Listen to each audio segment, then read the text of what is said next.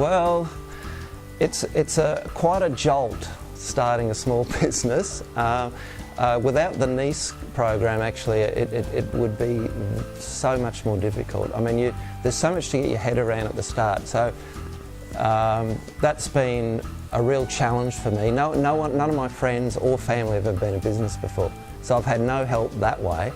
And just getting your head around, you know, social media marketing, internet websites, all your accounting and bookkeeping, and 1,000 other things, including all your product and, you know, clients and so on. It's a hard road. I think that first year is going to be hard all the way, and after that maybe I'll start to feel more comfortable with.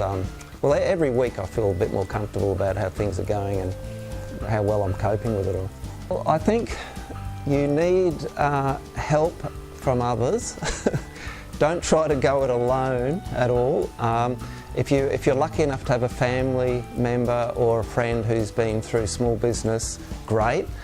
That'll help, but you certainly need, you know, professional help really from the likes of ETC and the NICE program. No question about it. It's just a very hard road otherwise.